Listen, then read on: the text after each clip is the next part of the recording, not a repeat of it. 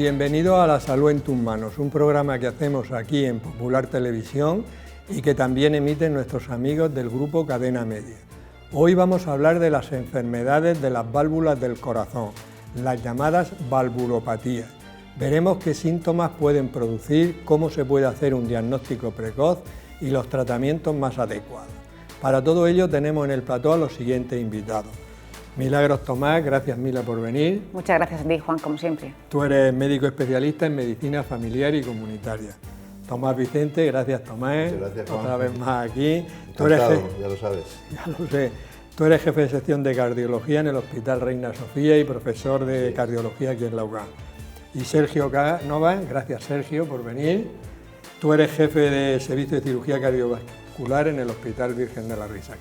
Muchas gracias por la invitación, es un placer estar aquí entre amigos para poder hablar de las valvulopatías. Muy bien, vamos a ver, tan interesante. Seguro que a la gente le interesa mucho. Quiero presentaros un libro que hemos escrito un grupo de especialistas que se llama ¿Y tú qué haces por tu salud?, donde damos las claves para no solo vivir más años, sino con más calidad de vida.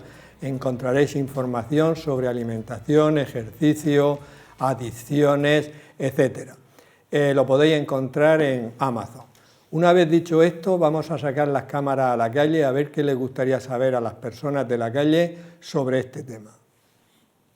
¿Cómo se cura la valvulopatía? ¿Cuántos tipos de valvulopatías existen? ¿Cómo puedo prevenir este tipo de enfermedad? Todas estas preguntas las vamos a ir respondiendo a lo largo del programa.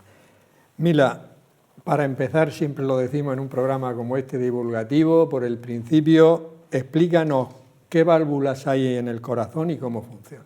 Vale, yo creo que es importante que recordemos que el corazón es un órgano con 4 cavidades, 2 en la parte derecha, aurícula y ventrículo derecho, que están conectados entre sí, y 2 en la parte izquierda, aurícula y ventrículo izquierdo, también conectados entre sí. El corazón es un motor que bombea la sangre siempre de dentro hacia afuera, siempre en esa dirección, de dentro hacia afuera. Así, cuando la sangre sale de la parte derecha del corazón, va a ir a los pulmones y se producirá la oxigenación de la sangre, y cuando sale de la parte izquierda llevará el oxígeno y los nutrientes a todo nuestro organismo para que funcione correctamente. Pues bien, las válvulas son las estructuras, son las compuertas que separan estas 4 cavidades, y tenemos 4 válvulas en nuestro corazón. 2 están separadas, 2 están entre las aurículas y los ventrículos. En la parte derecha tenemos la válvula tricuspidea y en la parte izquierda la válvula mitral. Y 2 están a la salida de los ventrículos. En la parte derecha tenemos la válvula pulmonar y en la parte izquierda tenemos la válvula aórtica. Muy bien, nos ha quedado perfectamente claro. Pero me gustaría comentar cómo funcionan. Perfecto. Vale. Funcionan con una secuencia muy precisa y además es muy importante que funcionen bien para que esa sangre siempre vaya de fuera hacia adentro del corazón. Cuando las aurículas se contraen, las válvulas que están entre aurículas y ventrículos, la tricuspidea y la mitral, se abren, dejando pasar la sangre de las aurículas a los ventrículos. Cuando los ventrículos se contraen, esta presión hace que las válvulas auriculoventriculares se cierren y que se abran las que están a la salida del corazón y se vaciará el corazón. De esa manera tiene que haber una sincronización perfecta y si falla la sincronización tenemos un problema, ¿no? Efectivamente. Vamos a ver, Tomás, ¿cuándo decimos que una persona tiene una valvulopatía y cuáles son las causas más frecuentes de la valvulopatía? Bueno, las causas son desde que esté mal fabricado, que de nacimiento ya tengas una lesión valvular, que es frecuente, las personas también, la más frecuente es la válvula aórtica bicúspide, y la propia edad produce deformación, es como las puertas de una casa que de tanto abrirse y del tiempo se van estropeando y dejan de abrirse completamente o no cierran bien. Entonces hay fugas y entonces hacemos el diagnóstico de obstrucción, que es lo que en medicina se llama estenosis de una válvula, la estenosis aórtica o la estenosis mitral, diferentes tipos, y otras veces no cierran, abren bien pero no cierran completamente, entonces hablamos de insuficiencia. ¿Vale? Las causas las vamos a dividir de forma genérica en 3 grandes grupos. Las del nacimiento, que la más frecuente es la aorta bicúspide. La aorta es una puerta de una tubería que tiene 3 hojas o 3 sigmoideas y a veces se nace con 2, con lo cual la dinámica de apertura está reducida, no es tan buena. Y eso además hace que la turbulencia de la sangre al final va degenerando esas valvas, ¿vale? Esas sigmoideas. La más frecuente por debajo de los 70 años en la afectación de la aorta es la aorta bivalva. Pero por encima de los 70 la causa más frecuente es la propia degeneración, la aterosclerosis. Y esto ocurre de una forma muy frecuente a partir de los 70 años, de tal manera que el 25% de las personas de esa edad van a tener lo que llamamos que no abren bien, pero sin repercusión importante como para tener que operarlos. De ese 25%, pues un 10%, si viven muchos años, al final les vamos a tener que dar una solución de intervención, que luego supongo que tendremos capacidad para entrar.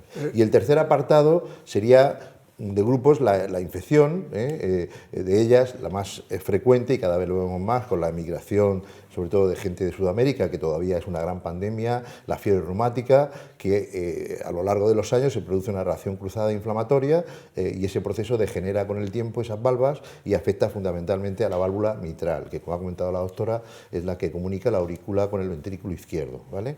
Y luego hay infecciosas, como puede ser una endocarditis, traumatismos de la aorta que pueden romper la sigmoidea aórtica, en fin, o alteraciones de la propia aorta, de la tubería que se dilata y hace que entonces el marco de la puerta de la aorta no cierre bien, en fin.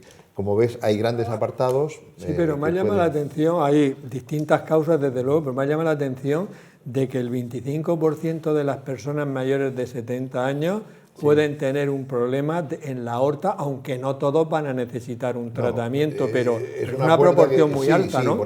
Tienen lo que llamamos engrosamiento de la propia raíz de la aorta, con engrosamiento de las paredes, con calcio y con esas sigmoideas que se llaman en este caso, que tienen zonas de calcio y no abren bien del todo.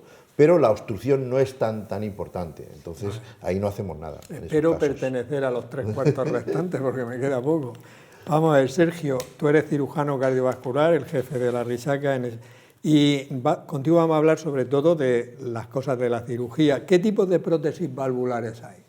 Pues hay varios tipos, pero podemos distinguir dos grandes grupos. Las prótesis que se llaman mecánicas y las prótesis que se llaman biológicas. Y ambas tienen de distintas ventajas e inconvenientes. Las mecánicas se llaman así porque tienen una estructura de carbón pirolítico y tienen una estructura de manejo mecánico. Y sin embargo las biológicas están hechas con tejido biológico que puede ser o bien hecho de la propia válvula de cerdo, manejada y procesada de alguna manera en laboratorios especiales, o lo que se llama del pericardio de terneras, es decir, la bolsa que envuelve el corazón, de eso también se pueden hacer válvulas. Y esos son básicamente los dos grandes grupos de válvulas que utilizamos los cirujanos. ¿Y son alguna es mejor que otra o seguís utilizando las mecánicas? Ambas se utilizan. Ambas se utilizan hoy en día. Es verdad que el incremento en los últimos tiempos cada vez se utilizan más biológicas que mecánicas, por distintos motivos que luego podemos pasar a describir, pero ambas se utilizan hoy en día y ambas tienen indicación. Entonces, dependiendo del tipo de paciente que tengamos, está indicado poner una u otra. Y luego las preferencias, porque estas ventajas que tienen unas con respecto a otras y las desventajas también hay que explicarlas muy bien al paciente y que el propio paciente pueda decidir qué es lo que más le conviene para su vida habitual. Según el tipo de vida que haga, a lo mejor claro, también. Claro. Muy bien. Vamos a ver, Mila, valvulopatía, es decir, enfermedad de las válvulas del corazón, pues puede afectarse la mitral, la tricúspide, la pulmonar, la aórtica. ¿Qué síntomas puede tener una persona que tenga una valvulopatía? Y esto vosotros en primaria es fundamental, porque vaya a ser la puerta de entrada probablemente. Claro, como ha comentado antes Tomás, una de las causas más frecuentes es la causa degenerativa, el envejecimiento pues, de la población. Igual que si nos envejece cualquier parte de nuestro cuerpo, pues nuestro corazón también envejece y las válvulas forman parte de ese corazón. Entonces, pues puede ser que el paciente que llega a consulta, el proceso no tenga una valvulopatía, digamos, de forma brusca, sino que empieza siendo leve, pasa a ser moderada y puede llegar a ser grave. Entonces, el paciente puede llegar a consulta asintomático y por cualquier otro motivo, porque vamos a hacer una revisión de hipertensión, porque está constipado y vamos a auscultarlo, al auscultarlo oímos un soplo, ¿vale? Es un soplo asintomático. Hay que indagar porque hay un problema, hay un soplo que nos indica que hay una valvulopatía. Ese sería un escenario. Otro escenario sería el paciente que llega y que te dice que ahora pues, le cuesta subir los 2 pisos que hay para llegar a su casa, o que tiene disnea, o que cuando sube la cuesta que hay hasta el centro de salud le da un dolor en el pecho, tiene un cuadro anginoso, o que incluso puede marearse, incluso perder el conocimiento, puede tener un síncope. Y en algunos casos también se ve pues, problemas, digamos, de edemas en las piernas. Podemos pasar de un paciente que está asintomático a tener todos estos tipos de síntomas que son un poco sindrómicos en todos los cuadros cardiológicos. Ya, pero que los médicos de atención primaria pues sois los que de alguna manera en un principio sospecháis, bien sea porque auscultáis un soplo, por la fatiga, por los edemas y tal, y entonces ya iniciáis un estudio que luego iremos viendo. Sí. Tomás, hemos hablado antes un poco de que el 25%, bueno, has hablado tú, de que el 25% de las personas mayores de 70 años tenían alguna valvulopatía, sobre todo. Sí. Pero, ¿cuál es la valvulopatía más frecuente? ¿Cuál sería? Y una cosa importante, si es tan frecuente, si podemos hacer algo para intentar no tenerla. Bueno, lo que debemos de hacer, el consejo que siempre damos aquí en estos programas, es la prevención primaria, antes de que aparezca el problema. Y esto es corregir las causas. La propia edad no la podemos corregir, porque uno se oxida por dentro, envejece, pero la alimentación, el ejercicio, mantener la tensión en niveles correctos, mantener tu colesterol adecuadamente, tener a raya el azúcar, mantener un peso, mantener ejercicio diario, caminar los 10.000 famosos pasos, todo este tipo de cosas indudablemente influyen muchísimo. Mire, yo, Juan, te puedo decir que cuando hago un ecocardiograma que visualizamos en directo las válvulas y veo personas de 80 años que apenas tienen calcio, le digo, ¿usted ha comido pocos embutidos? Yo jamás, yo embutido nunca, mire usted. Y ves, es que hay una relación directa entre el tipo de vida y la oxidación, en este caso, de las válvulas. Y lo que podemos hacer, pues controlar todos esos factores de riesgo, antes de que aparezcan los síntomas que ha comentado muy bien la doctora. Menos mal que esos hábitos de vida, de alimentación, ejercicio, evitar tóxicos, dormir bien, evitar el estrés, etcétera, influye directamente. No solo es bueno para las válvulas, es bueno para el cerebro. Te diré una cosa.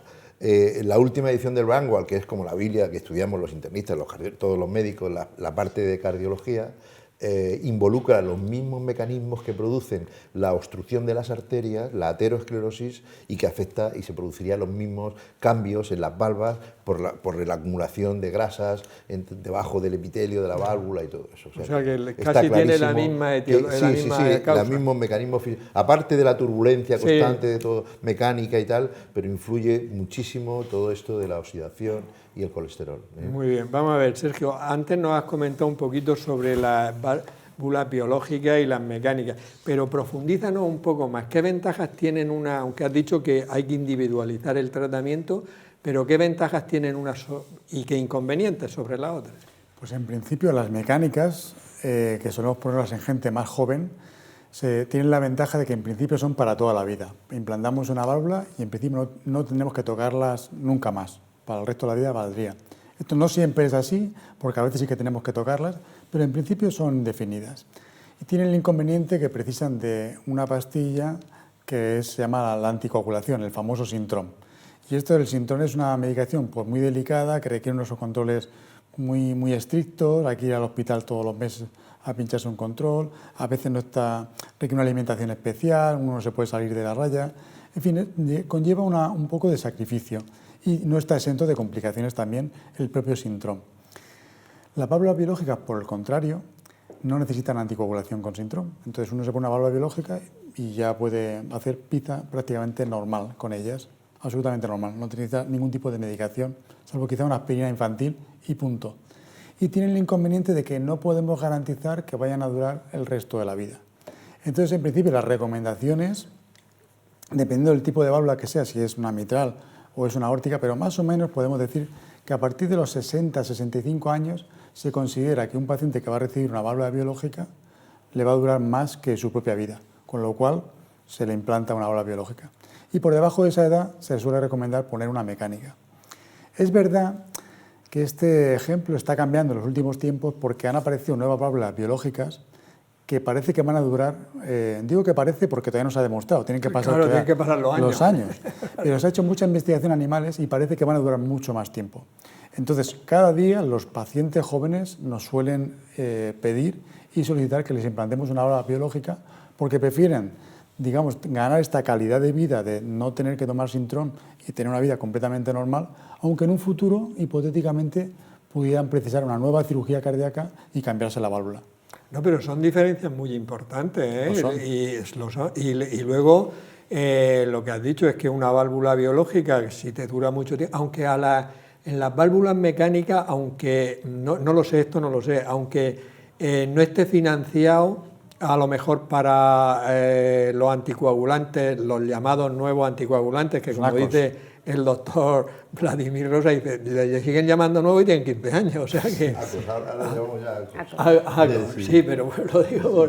Entonces, ¿podrían tomar, si una persona el sustitutivo del Sintrom, o es mejor tomar el Sintrom en ese caso concreto? Se han hecho varios ensayos a ver si funcionaban con las prótesis mecánicas y no. Tenemos que volver a lo que es el Sintrom clásico.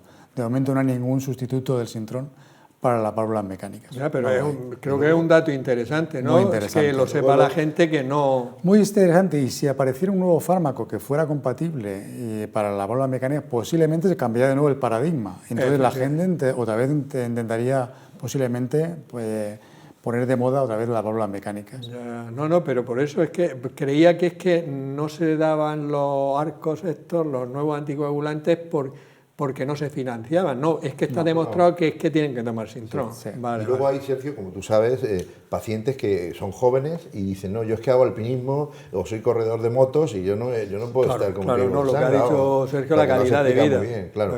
Y que eligen ellos por toda la información. También conductores de camiones o de autobuses que no pueden tener por ley tomar Sintrom, entonces te deciden tener una válvula biológica, profesiones como carniceros, que están todo el día cortando con cuchillos y tal. Es que lo que siempre decimos en este programa, y tú has explicado muy bien, los tratamientos siempre hay que individualizarlos. Efectivamente.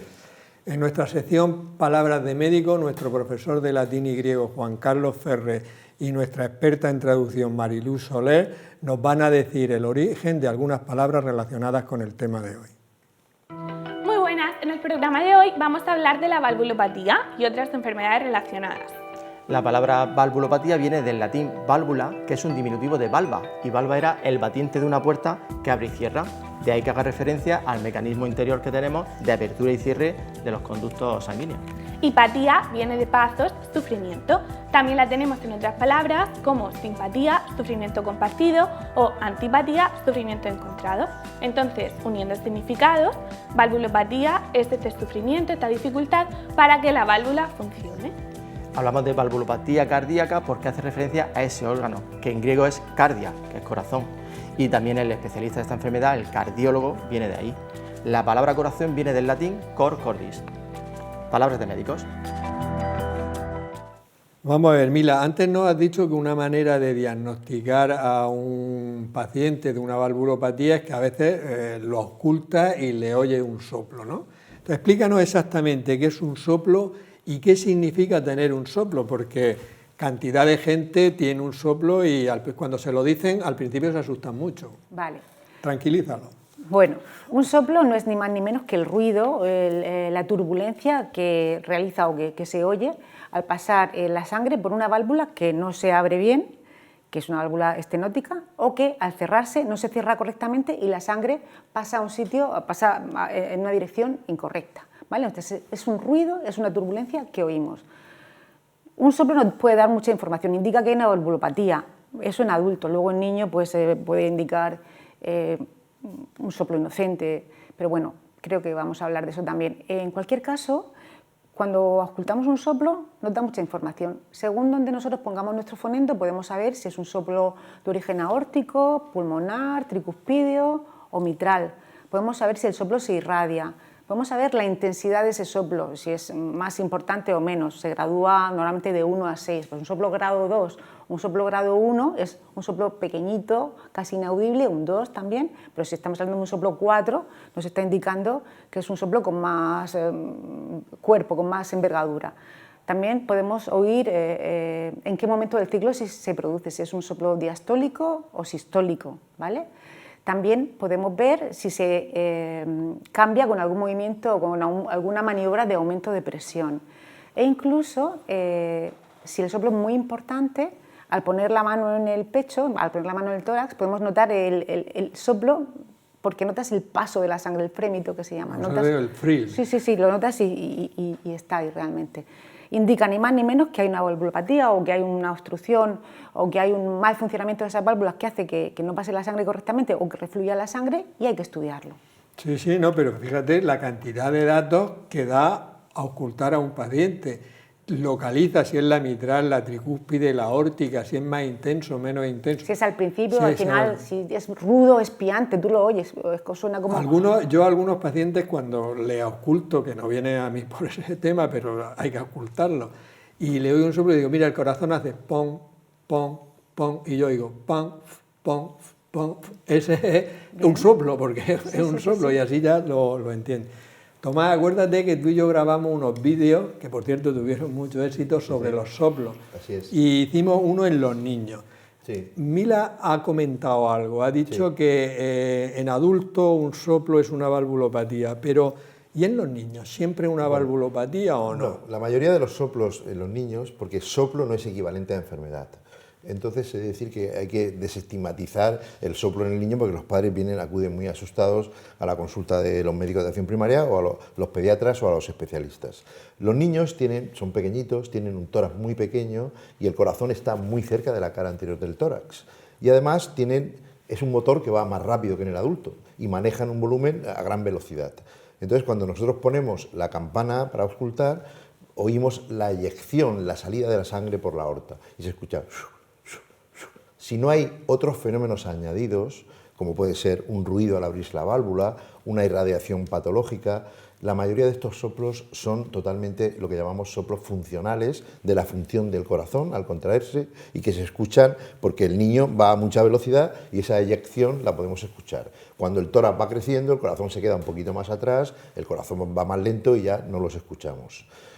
Además, en un niño hay mucha más información adicional. El cardiólogo no tiene solo que centrarse en el corazón. Hay otros estigmas de enfermedad cardíaca, como puede ser el color de las uñas, el aspecto del niño, la cara, las facies que decimos los médicos. Y además hay un truco. Tú pones al niño de pie y el soplo se cura. Yo muchas veces se lo digo a los padres, digo, bueno, pues sí, tiene un soplo, ponte de pie. Lo ausculto y ya no tiene soplo. Es decir, al estar acostado, aumenta el retorno de sangre, maneja más volumen el corazón, ese corazón pequeñito, y se escucha la eyección. Pero hay que quitarle hierro al asunto, que los padres se tranquilicen muchísimo cuando un médico que a lo mejor no es especialista o no está acostumbrado a explorar a un niño, porque también es una especialidad, ¿no? Pues hay que decirles, bueno, no te preocupes, vamos a estudiarlo y realmente... Más de la mitad de los soplos, el 70% en los niños, luego no hay debajo una enfermedad. Para que nos y eso entiendan. Es lo que llamáis soplos funcionales, Soplos que funcionales quiere decir que es de la función del corazón. corazón. Has dicho tú eso. Efectivamente. Sergio, ¿cómo se opera una válvula del corazón? Pues con mucho cuidado. Normalmente lo que tenemos que hacer es, para operar, tenemos que llegar al corazón y conectamos a los pacientes a lo que se llama una máquina de circulación extracorpórea, que es lo que se viene denominando el corazón abierto. Entonces lo que hacemos es sacarle la sangre del cuerpo, pasa por esta máquina que lo que actúa es de pulmón y de corazón, de manera que podemos parar el corazón. Paramos el corazón, dependiendo de a qué tipo de válvula vamos, si es la válvula aórtica, abrimos la aorta por encima, quitamos con instrumental, con tijeras y bisturí, lo que es la válvula enferma e implantamos la prótesis. Y cuando es en la posición mitral o tricuspidia, lo que hacemos a través de las aurículas. Últimamente ha salido, no solamente podemos hacer la cirugía clásica de la esternotomía media, que es por aquí por el centro, sino que podemos hacer cirugía que se llama mínimamente invasiva.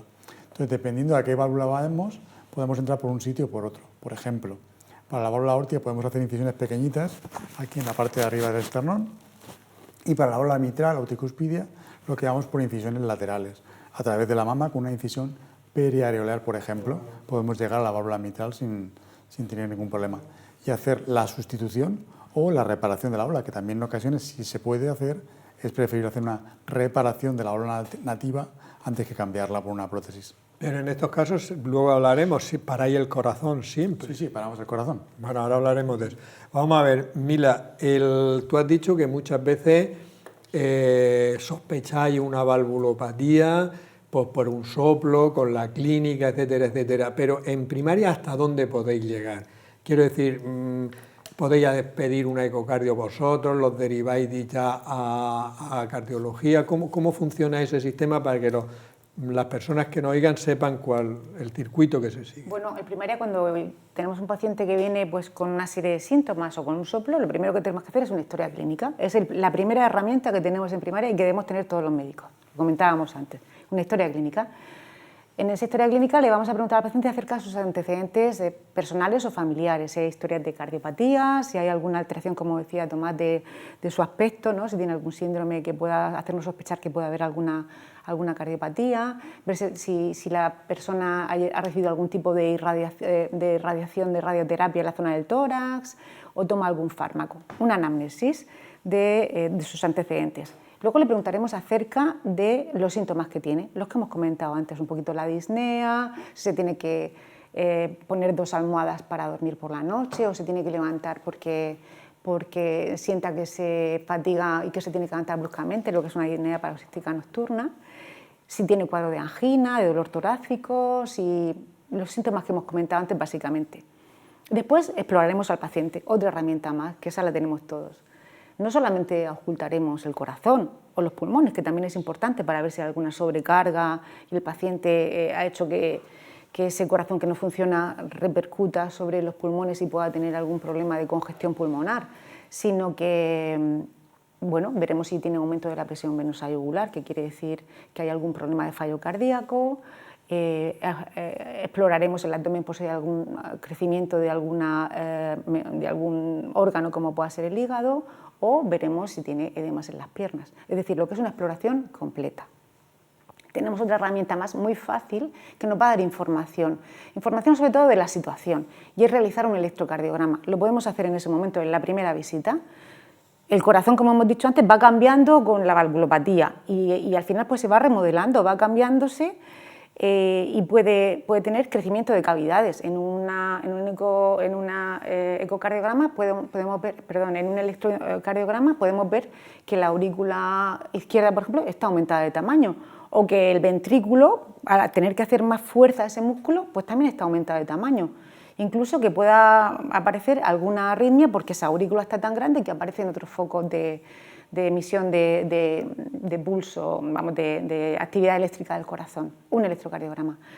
Y por último, y lo más importante, creo yo que es, realizar un ecocardiograma. En primaria sí podemos pedir un ecocardiograma, sí podemos pedir un ecocardiograma, que además va a ser una prueba fundamental para esto. La verdad que los médicos de atención primaria sois máquinas, porque si todo eso lo hacéis bien y en 10 minutos más llenar los papeles...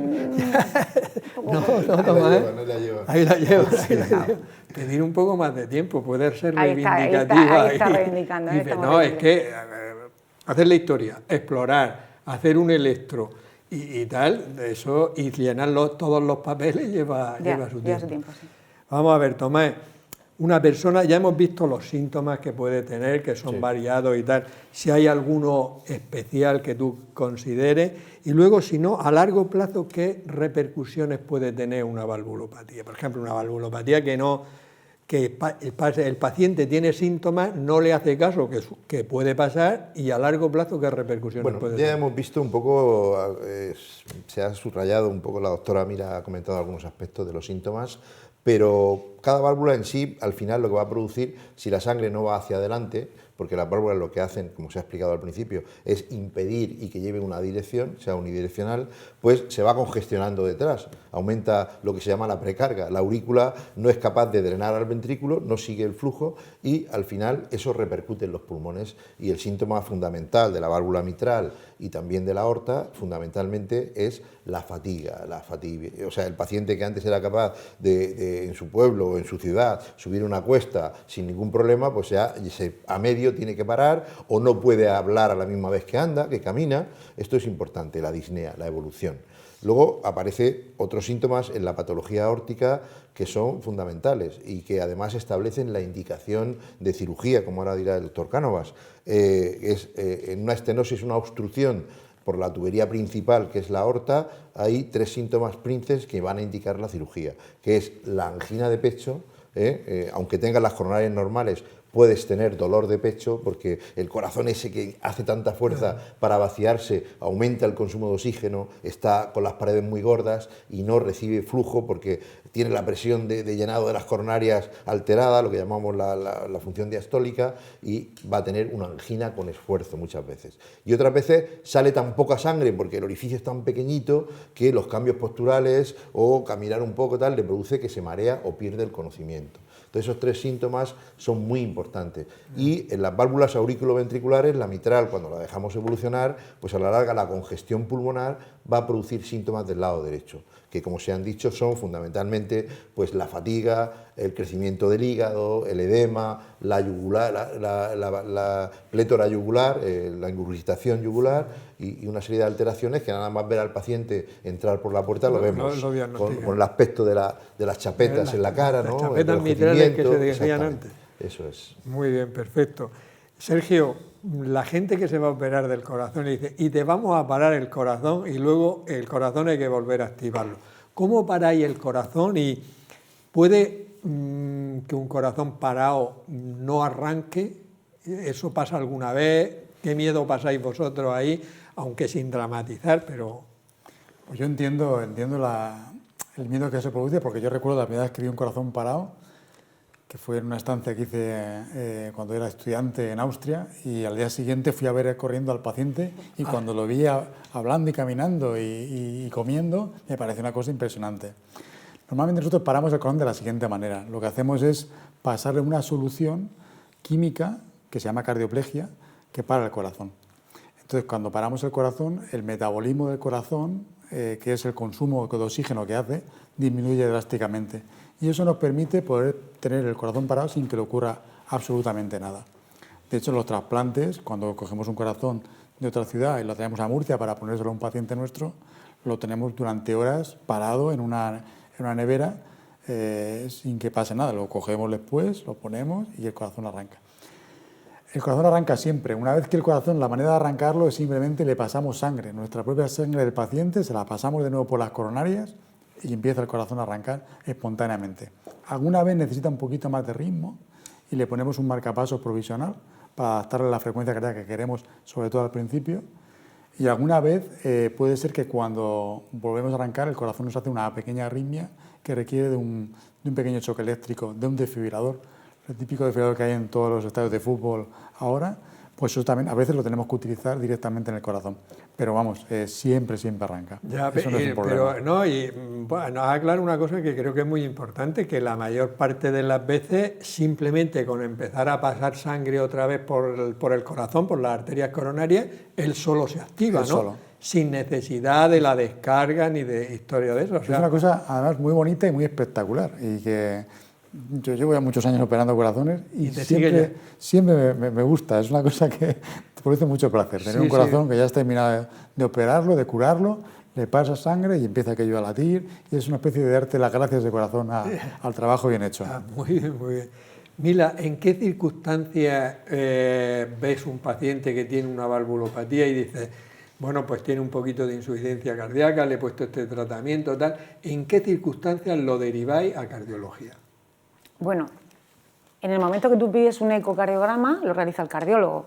O sea, que ya en ese momento está siendo valorado por un cardiólogo, porque además es la prueba fundamental, es la prueba más importante a realizar, porque nos va a decir el ecocardiograma cuál es la válvula o las válvulas que están afectadas y nos va a dar ya no solo una idea de la estructura, sino de la función del corazón y nos va a decir cómo está ese corazón. Y además, pues, nos va a indicar cuál va a ser, digamos, el proceder a seguir con ese paciente. Con lo cual, una valvulopatía siempre de inicio sí tiene que estar valorada por un cardiólogo. Realizamos el ecocardiograma porque lo pedimos. Y ya dependiendo, cuando viene un paciente con una valvulopatía, valoraremos la prioridad de mandar o no al cardiólogo con cierta premura, por así decir. Si un paciente viene asintomático, tiene su soplo y su eco, que tiene una valvulopatía, pues lo podemos mandar con una interconsulta no presencial, que puede funcionar perfectamente, al cardiólogo. Él valora y de alguna forma va a marcar la línea a seguir, la ruta a seguir según la severidad de la valvulopatía. Es decir,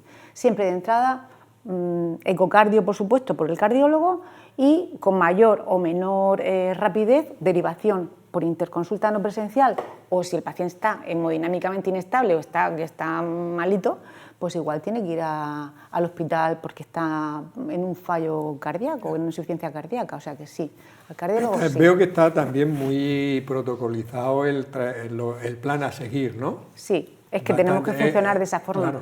También a veces tenemos que saltarnos los protocolos porque también están para eso, pero tenemos que funcionar. Eso también es verdad, lo de esa comentábamos forma. antes de que los protocolos hay que seguirlos, excepto cuando hay que saltárselos. Efectivamente. Vamos a ver, Tomás, ya te ha mandado Mila un paciente con una valvulopatía, aparte de la ecocardio, ¿es necesario hacer alguna otra exploración más siempre? Y sobre todo, ¿cómo lo seguís vos? El seguimiento vuestro que hacéis, porque si no hay síntomas no tratáis la valvulopatía, ¿o cómo va eso? Es decir, entre paréntesis, que la ecocardiografía ha sido el procedimiento diagnóstico que ha revolucionado más el área cardiológica, ¿no? Porque te permite visualizar realmente las válvulas en tiempo real, el músculo cardíaco, las cavidades, y hoy día tenemos ecos tridimensionales que nos dan una información absoluta de todo esto. Entonces, en primer lugar, te permite establecer el origen de ese soplo, qué válvula es la que está afectada, ¿eh?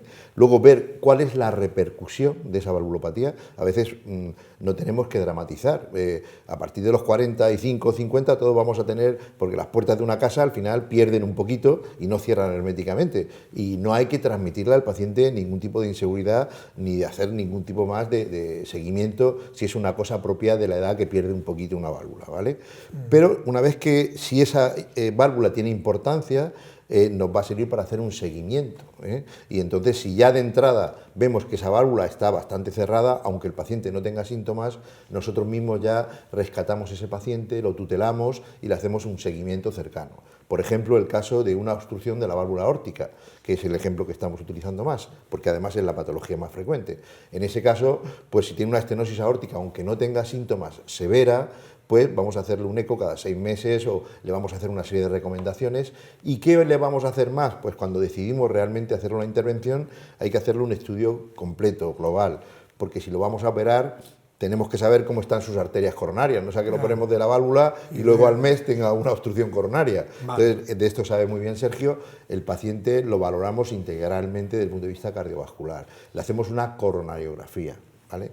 Y en muchos casos, cuando ese paciente tiene más de 80 años y por su fragilidad decidimos en un comité de expertos que está en la ciudad sanitaria, que es nuestro hospital de referencia, pues a lo mejor se le puede tratar con una válvula que se llama procedimiento TAVI, que es percutáneamente, que ahora hablarás, y entonces le tenemos que hacer un estudio de cómo está todo el recorrido por donde va a tener que pasar esa válvula con el catéter, un estudio de la aorta importante. A veces también valoramos las carótidas, no sea que tenga alguna obstrucción importante y luego se nos complique.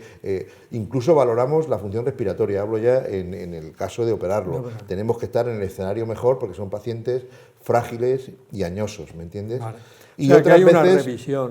muchas veces, y termino, los pacientes no se acompañan solo de los síntomas propios de la valvulopatía que hemos descrito y que hemos visto que tiene importancia, sino que tienen trastornos del ritmo cardíaco, porque la repercusión de esa valvulopatía puede ser dilatar la aurícula, o si el origen es una fiebre reumática, puede haber afectado también al marcapaso natural del corazón, que es el nodo sinusal, y se asocian, muchas veces vemos que tiene una fibrilación auricular, una arritmia, y tenemos también que hacer un seguimiento con Holter o anticoagularlos, en fin, es integral. Integral sí. Y es una persona, no es una valvulopatía. No, tenemos que abarcarlo todos los aspectos que van a influir. Muy bien. Sergio, ¿tiene mucho riesgo la cirugía a corazón abierto? Porque la gente le tiene o le tenemos mucho miedo a decir, hostia, me tienen que operar del corazón a cirugía abierta, ¿eso qué? Es verdad, se tiene muchísimo miedo a la cirugía abierta, pero yo tengo que decir, para tranquilidad de todo el mundo, que afortunadamente hoy en día tenemos de una tecnología extraordinaria y tenemos unos resultados muy buenos. O sea, es preferible tener muchas otras patologías cardíacas antes que tener cualquier otra de otro tipo que parece a priori más banal y sin embargo puede ser más duro. Entonces, los resultados son muy buenos. La mortalidad hoy en día de una valvulopatía operada por nosotros realmente es bajísima. Estamos hablando de en torno al 2, 1%, 3%, y de esos porcentajes de los que fallecen, muchas veces son pacientes que son de los que están muy graves, los que han llegado muy tarde a cirugía o tienen otras comorbilidades, como decía Tomás antes, por ejemplo, también padecen de los pulmones o del hígado o del riñón, y claro, esos pacientes que son así más frágiles se meten en una cirugía y eso es, digamos, incrementa el riesgo. Pero un paciente normal, estándar, lo más normal es que se opere. Los que se han operado esta mañana, por ejemplo, estos pacientes mañana están hoy en la UCI, mañana saldrán a la planta y la semana que viene, martes, miércoles, están en su casa. Y una recuperación prácticamente total. Una semana la mayoría de los pacientes se van a su casa. Sí, mucho antes de la semana. Sí, antes de la semana. Sí, la inmensa mayoría. 5 o 6 días en la casa. Bueno, hombre... Algunos antes, los que operamos por cirugía mínimamente invasiva, muchas veces se van antes de esos días. Eso hablaremos de ello ahora.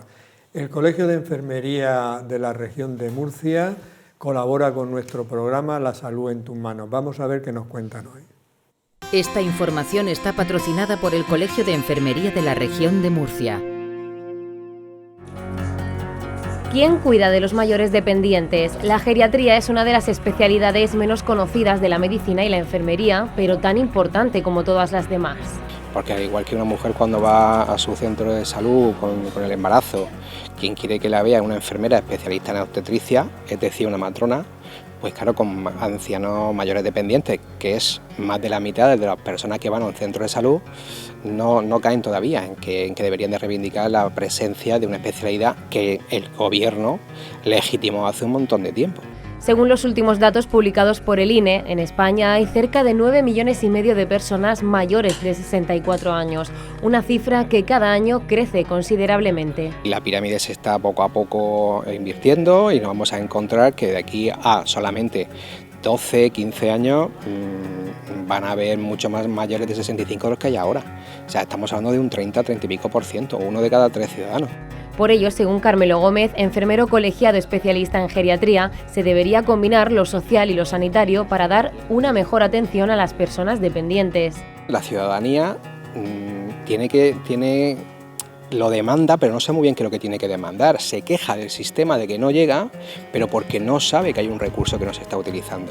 Por eso probablemente es porque sea una profesión todavía muy poco demandada, una especialidad poco demandada. La geriatría tiene su propio punto de actuación, su propio ámbito, igual que el traumatólogo, igual que el neurólogo o cualquier otro tipo de especialidad. Y un concepto que como sociedad debemos tener presente y no olvidar es que el envejecimiento no es una enfermedad. El envejecimiento es una época de la vida. ¿Que coincide con los últimos años de la vida? Pues sí, pero no por ello es una enfermedad. Y lo que ocurre es que empezamos a ver a la persona de forma diferente, porque en él actúan muchas variables, no solamente físicas, también sociales, psicológicas, espirituales, que van a afectar mucho a su propia calidad de vida. Una especialidad que lucha por salir de las sombras para mejorar el cuidado de una población cada vez más envejecida.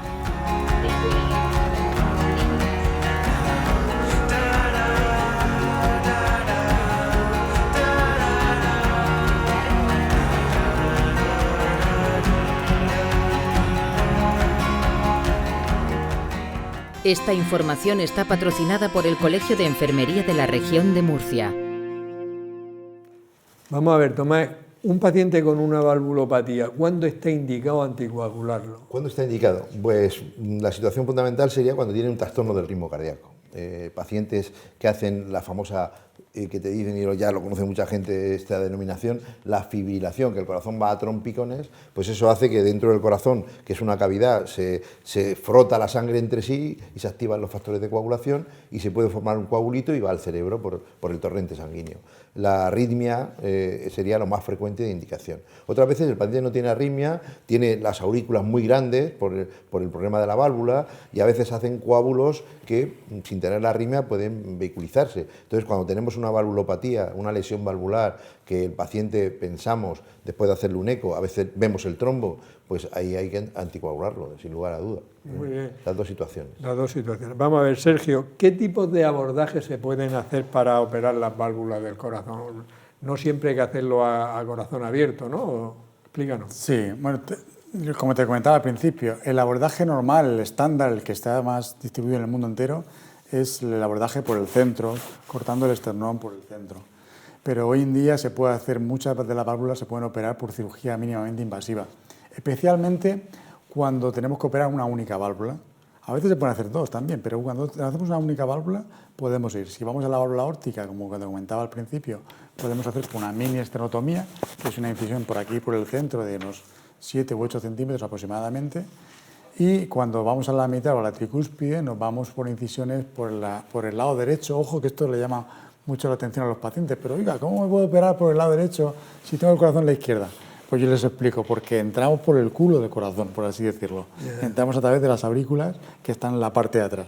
Entonces entramos una incisión periareolar, nos ayudamos de tecnología con visión 3D, unas ópticas que nos ponen en un monitor enorme, la válvula mitral así bien grande, y eso nos permite pues trabajar sobre ella, repararla o incluso poner una prótesis si es necesario. Y básicamente esos son los abordajes. Sí, sí, pero me dice, hicimos un programa sobre la cirugía robótica. Sí. ¿Crees que esto llegará a esa cirugía que estás hablando? Sí, la cirugía robótica hoy en día es una realidad. ¿También en el corazón? También en el corazón. De hecho, se realizan en muchos países, como Estados Unidos y en Alemania en algunos centros. No se ha extendido tanto como en otras cirugías, quizá por la complejidad de la cirugía cardíaca, pero sin duda alguna esto... Llegaremos sin ninguna duda. Muy bien. Mila, ¿tenéis algunas recomendaciones generales para los pacientes con valvulopatías? Por ejemplo, la gente que tiene estenosis aórtica y es mayor, he oído a veces que les recomendáis no hacer esfuerzos bruscos. ¿Tenéis eso? ¿No? Aparte de las recomendaciones generales que ya se han hablado aquí, que las ha comentado Tomás, el control de los factores de los riesgos cardiovasculares, como puede ser la hipertensión, la diabetes, la obesidad, la dislipemia, realizar ejercicio, una buena alimentación, el tabaco, pues no fumar, moderar el consumo de alcohol. Evidentemente, sobre todo en estas personas mayores, para evitar el riesgo de caídas de esos cuadros sincopales, pues se les dice, o de esos cuadros anginosos que se producen, evidentemente pues que adecúe su situación a determinadas situaciones. Por supuesto también recomendarle al paciente pues que siga su vida como tiene que hacer, su seguimiento por parte del cardiólogo. Y una cosa muy importante, porque los pacientes a veces se nos enfadan, no es que se nos enfaden, el paciente quiere un ecocardio cada no sé cuánto, no, cada persona es un caso. Cada eco tiene que ser individualizada y el ritmo de las ecos lo va a marcar el cardiólogo. Muy bien, perfecto. De los vídeos que tenemos en nuestro portal de salud, lasaludentusmanos.ucam.edu, hemos elegido este sobre el ejercicio físico.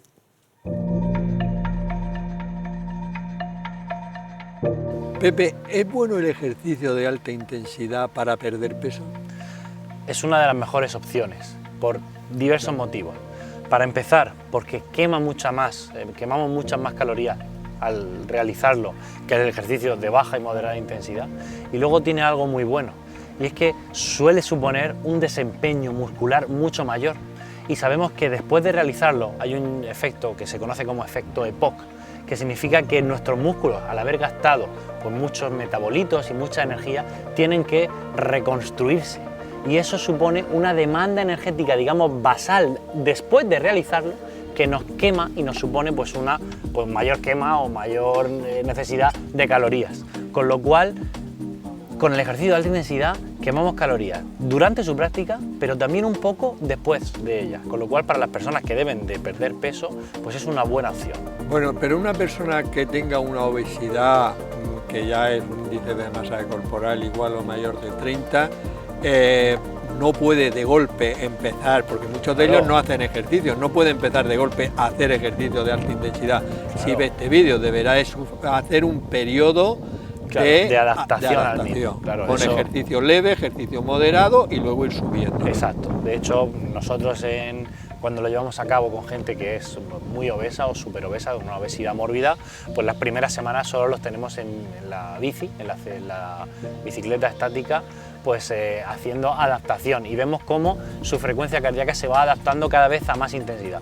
Y una vez que sabemos que lo manejan muy bien, que el corazón no hace arritmia ni ninguna otra cosa, pues los pasamos a hacer ya ejercicios poliarticulares con pesas, con mancuernas de alta intensidad. Vale, porque de esa manera tú tienes una seguridad, claro. Pero yo lo digo porque una persona que vea este vídeo, que tenga una obesidad, aunque sea no grado 1, que no es muy grande, pero que no de pronto, he visto un vídeo que el ejercicio de alta intensidad pierdes peso mientras que lo haces y luego gasto calórico. Ya, pero quiero decir, pero que no llevan otras empiece. connotaciones, claro. Que no Hay que empiece. ir siempre poco a poco. Y sobre todo, exactamente, que al principio dedique un tiempo. Yo ya por la edad, y lo hemos comentado antes, quiero decir, un ejercicio de moderada intensidad y de vez en cuando acelerar un poquito. Eso seguramente sea lo mejor, pero es que hay gente que no tiene tiempo. Por eso yo creo que es una opción muy buena. No soy un firme y defensor ultranza del ejercicio de intensidad. Yo lo practico, pero es que yo no tengo mucho tiempo. Vale, pero a los que tenemos tiempo, mejor de moderada intensidad y luego pesas, de lo que hablaremos. De fuerza, de fuerza, perdón. Vamos a ver, Tomás, un paciente que tenga una valvulopatía, ¿cuándo se indica el tratamiento quirúrgico? ¿Cuándo se indica? Pues cuando la puerta esa no abre lo suficiente, que le produce mucha sintomatología, tiene mucha incapacidad para una vida normal y puede tener riesgo de muerte, entonces hay que operarle. Afortunadamente esto lo vamos a marcar con el seguimiento que hemos dicho antes, con el eco, pero fundamentalmente, para que lo entiendan nuestros seguidores, es cuando este señor que tiene una valvulopatía va a tener unos síntomas que le impiden realizar una vida normal, que es una repercusión tan importante y lo que es peor, que podemos entrar en una situación donde ya no va a ser posible operarlos, porque a veces se produce una repercusión pulmonar tan importante que aunque lo operes no va a tener reversibilidad esos síntomas que él tiene, fundamentalmente la disnea, porque hacen una reacción de los vasos pulmonares, producen hipertensión pulmonar y ya al final no los podemos tratar. O el ventrículo izquierdo, cuando hay una insuficiencia aórtica, se dilata tanto que pierde la fuerza contráctil y por eso es importante el diagnóstico precoz, que hay la atención primaria juega un papel fundamental y lo hacen de maravilla, la vehiculización a un servicio de cardiología, donde nosotros diagnosticamos y hacemos el seguimiento y establecer el tratamiento más indicado, primero médico y luego quirúrgico, antes de que no se pueda tratar a ese paciente. Y luego nos lo recoge Sergio Cánovas, que tienen un equipo estupendo de cirujanos, y yo aprovecho también para desmitificar el miedo a la cirugía cardíaca. Sabes tú que los afectos están en el corazón, el amor se vincula al corazón, pero realmente la morbimortalidad es equiparable a cualquier otro tipo de cirugía de cualquier órgano del organismo. Sí. Esto lo vemos cada día, yo por eso la indico con mucha firmeza y con mucha tranquilidad cuando vehiculizo a mis pacientes para operarse. Y Sergio, ya lo has comentado, pero a los profanos nos puede llamar la atención que cambies una válvula del corazón metiéndote por un catéter en la ingle, ¿no? ¿Siempre se hace desde la ingle o se puede hacer desde otras zonas? ¿Y qué camino seguís? Porque, vamos a ver, no lo vemos fácil. Bueno, tú estás hablando del procedimiento TAVI. El procedimiento TAVI es un procedimiento que ha surgido en los últimos años para tratar la estenosis aórtica, solamente esta valvulopatía, que por otro lado es la más frecuente, y se aplica habitualmente en pacientes que no son subsidiarios de cirugía convencional, de cirugía abierta. Normalmente son pacientes pues añosos, que tienen cierta edad, porque el procedimiento, aunque al principio es más simple, puede tener alguna serie de complicaciones que hacen que no sea recomendable en gente que esté más sana, por así decirlo, y que pueda resistir bien una cirugía convencional. En estos pacientes se puede aplicar esta TAVI a través de la ingle. Se pone una válvula que va plegada en un catéter y con ese catéter, como decía Tomás al principio, se hace una exploración y se sube a través de la ingle, a través de las tuberías que tenemos en el cuerpo, de la arteria femoral, de la aorta, y se llega hasta el corazón y ahí se despliega esta válvula de manera que se queda posicionada en su sitio. Y cuando hay paciente, la vía femoral, digamos, es la vía de elección, por así decirlo, pero si la vía femoral no existe porque el paciente tiene las arterias femorales pues, demasiado pequeñas o enfermas, pues se puede ir por las arterias del brazo, la axilar, o a través de la propia aorta directamente, o incluso a través de la punta del corazón. También se puede entrar por ahí y cambiar la válvula aórtica. Pero solo se utiliza para cambiar la válvula aórtica. Las TAVI hoy en día sí. Es verdad que acaba de aparecer justamente en estos momentos también un procedimiento TAVI, por así decirlo, para la mitral, pero que se cambia solamente a través de la punta del corazón. Y de nuevo son para pacientes que no son candidatos a cirugía convencional porque tienen muchas otras patologías que, digamos, que no lo hacen recomendable. Tienen otros riesgos importantes. Sí. Vamos a ver, Mila, las infecciones respiratorias, que por otro lado son muy frecuentes en las personas de edad, pueden descompensar una valvulopatía. ¿Qué medidas debe tomar una persona de cierta edad, mayor de 70 años, con una valvulopatía, con respecto a vacunaciones, por ejemplo en la gripe, o cómo controlar las infecciones respiratorias? Bueno, acordaros que al principio comentamos que esa parte derecha del corazón llevaba la sangre al pulmón para que se produjera el intercambio gaseoso. Imaginaos si donde se tiene que producir un intercambio gaseoso, en vez de haber pues, gas, aire, hay moco, hay pus o hay una neumonía.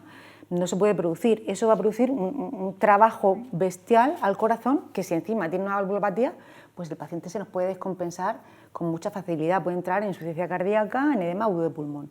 Con lo cual el paciente mayor, que suele ser paciente mayor, estamos hablando del paciente que más frecuente tiene una valvulopatía, pues se le recomienda, aparte del tema por supuesto, las vacunaciones de neumococo, de gripe y de la que corresponde en ese momento, en el momento de pandemia pues de coronavirus también, llevar, bueno, por supuesto, no fumar el tabaco fuera y llevar una buena, digamos, higiene respiratoria. El paciente pues debe hacer movimientos de respirar profundo, incluso en algún momento puede utilizar algún tipo de mucolítico y realizar ejercicios para que ese pulmón siga funcionando. A veces a los pacientes pues, se les da para aumentar la función pulmonar algún tipo de... Para que sople. Exactamente, algún tipo de dispositivo para que pueda soplar y pueda ver que cada vez tiene más fuerza y básicamente intentar prevenir y en el momento que tenga el menor síntoma acudir a su médico de atención primaria, que si precisa un antibiótico lo va a instaurar de forma inmediata. Muy bien, ya estamos fuera de tiempo, sí. Vamos a hacer un último mensaje, Tomás. Un último mensaje. Bueno, pues yo haría 3 apartados fundamentales para tranquilidad de las personas que nos están escuchando.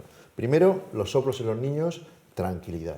Que los vea su pediatra, que los va a mandar al cardiólogo si es preciso y que la mayoría, el 80%, no tienen ningún significado importante. Luego, los valvulopatías en las personas relativamente jóvenes, entre los que me considero todavía, entre 40 y 60 años o 65, pues son personas que van a tener, lógicamente, alguna alteración valvular, pero es tan poca la repercusión porque muchas veces se estigmatizan y la culpa es de los propios médicos que pueden decir, oye, es que la válvula mitral pierde, bueno, pero se va a morir de otra cosa con toda seguridad. Y el último apartado, que sería la valvulopatía aórtica propia de los ancianos, que, hombre, algo hay que poner si queremos vivir muchos años. Es una patología que cada vez vemos más, pero es porque las personas viven 90 años. Entonces, pues, habrá que tratarlos. Pero no pasa nada, se reparan y estupendamente. Muy bien, perfecto. Un mensaje claro y preciso. Mila, tu mensaje. Mi mensaje va a ser profilaxis. Profilaxis de las infecciones dentales en pacientes que tienen problemas de valvulopatías, algunas más en concreto que otras, y con prótesis y con cardiopatías congénitas. El paciente tiene que cuidarse la boca para evitar que se produzcan infecciones en su boca y con manipulaciones que pueda haber infecciones cardíacas, que es el tema de la endocarditis es un tema muy serio y muy grave, con lo cual que se cuide la boca de nuestras personas mayores. Muy bien. Y Sergio, tu mensaje último. Bueno, yo mi mensaje es que si alguna persona le diagnostican una valvulopatía, que esté tranquilo, porque si llega el momento de la necesidad de cirugía, que sepa que se puede hacer perfectamente cirugía con resultados muy buenos y que generalmente van a casa a hacer una vida completamente normal en muy pocos días. O sea que tranquilidad absoluta y dar gracias a Dios de que estamos en una era donde esto se puede hacer con estos medios y estos resultados. Bueno, quiero terminar dándonos las gracias porque creo que ha sido un programa extraordinariamente útil para la población en general. Primero se ha visto que, aunque son patologías frecuentes, tienen solución y los resultados, por lo que nos habéis comentado, son realmente espectaculares y que es mejor no tener ninguno, pero en el supuesto de que uno tenga una patología de este tipo, pues que sepa que tiene una solución y que en la inmensa mayoría de los casos va a ser muy satisfactoria. Por mi parte nada más, despedirnos hasta la próxima semana en un nuevo programa de La Salud en tus manos, recordándoos antes que en nuestro portal de salud, lasaludenttusmanos.ucam.edu, podéis encontrar información sobre hábitos de vida saludables y prevención de muchas enfermedades. Que seáis muy felices.